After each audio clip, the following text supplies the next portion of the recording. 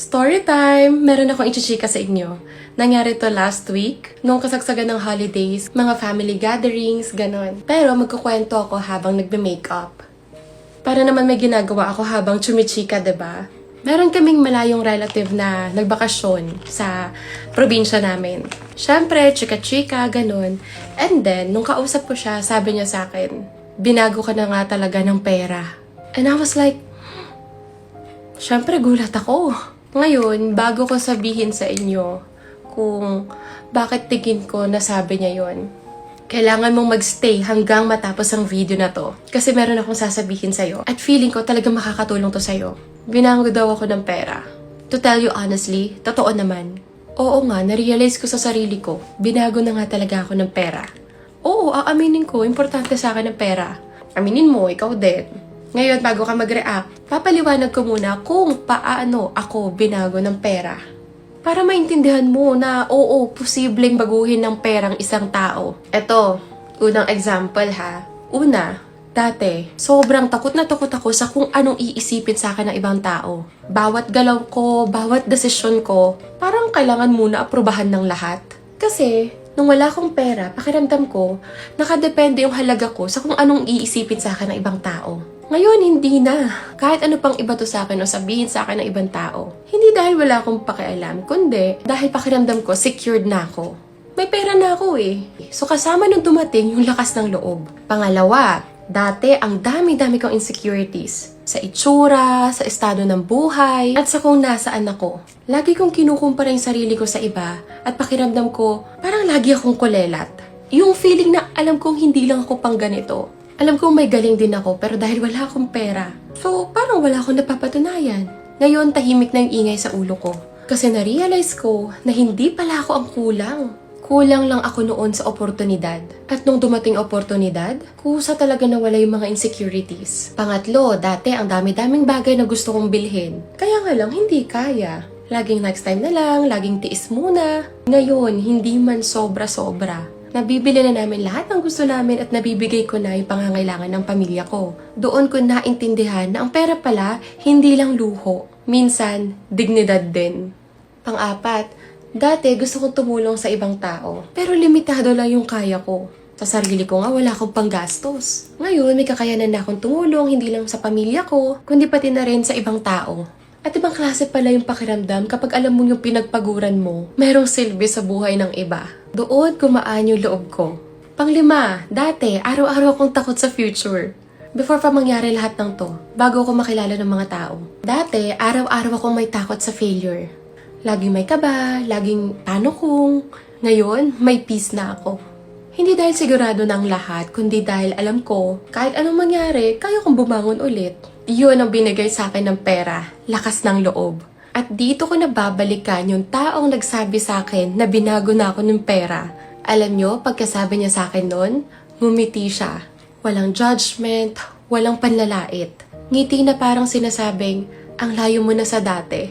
At dun ko na nagets. Hindi niya pala ako hinuhusgahan. Ang ibig niya palang sabihin, malayo na yung buhay ko ngayon kumpara sa dati. Pero gusto kong malinaw to. Oo, mabilis ang pagbabago ng buhay ko. Oo din, parang instant para sa iba. Dahil sa vlogging, dahil sa pagkilala ng mga tao. Pero alam nyo, naniniwala ako na kalooban to ng Diyos. Naalala nyo yung interview ko dati kay Miss Tony, nabanggit ko doon na talagang pinagdasal ko. Laging kasama sa dasal ko na i-bless ako ni Lord para maging blessing din ako sa ibang tao. At hindi lang siya nagbigay, tinuruan niya rin ako magtrabaho. Pero, hindi ko sinasabi na ganito lang ang dasal, magiging ganito na rin ang resulta.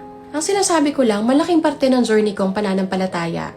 Baka may magtanong ngayon, kung marami ka ng pera, Janela, bakit ka pa trabaho ng trabaho? Kung secured ka na pala, bakit ipon ka pa ng ipon? Hindi po ako nagtatrabaho dahil takot ako maubusan. Ginagawa ko to dahil ayoko na bumalik sa buhay na kailangan ko ulit matakot.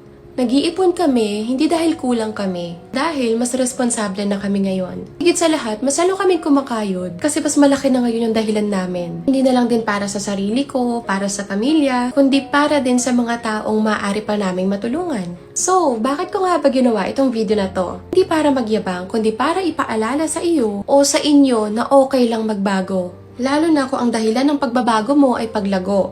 Yung taong allergic sa pagbabago. Wag mo nang tapusin tong video na to, makaka-exit ka na. O ngayon naman, ito, pinaka-importanting part at alam ko gusto nyo ring malaman. Para sa mga nagtatanong kung paano nga ba magkaroon ng pera. O syempre, kailangan natin ng pera. Kasi nga, di ba? Yun yung magpapabago sa atin.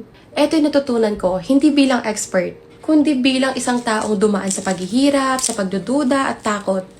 Una, ayusin mo muna ang mindset mo. Kasi, hindi ka yayaman kung galit ka sa may pera. Hindi ka uusad kung iniisip mo na di naman yan para sa amin o di naman yan para sa akin. Nakakapagsalita ka lang kasi may pera ka ngayon. Kaya feeling mo, hindi ka makakahabol. Kailangan maniwala ka muna na posible.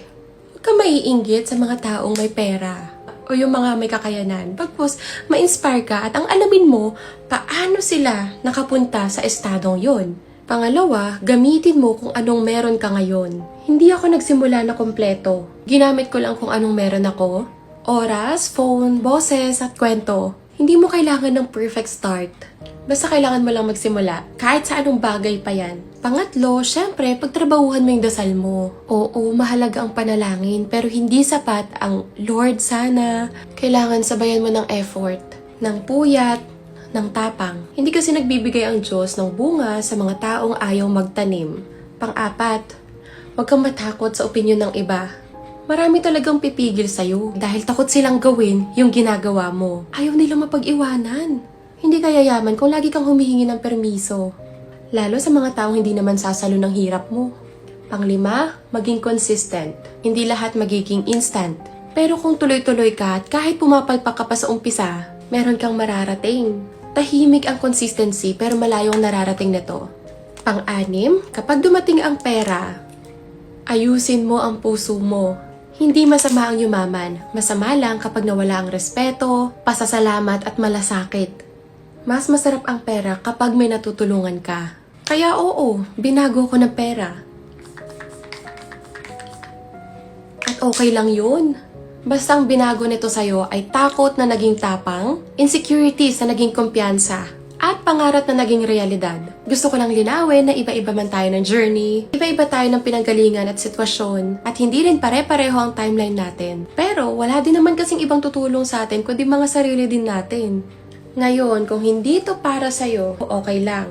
Pero kung meron man ako nabanggit na kahit isang linya na nakarelate ka, para talaga to sa'yo. And that's it. Here's my final look. Siguro kung may isang aral man dito, sana madala mo to palagi. Pwede kang umasenso na hindi nawawalan pagkatao mo. At sana kapag dumating yung araw na asensado ka na nabago na rin ng pera yung buhay mo, ikaw din yung mag-share ng kwento katulad nito. Yun lang, bye!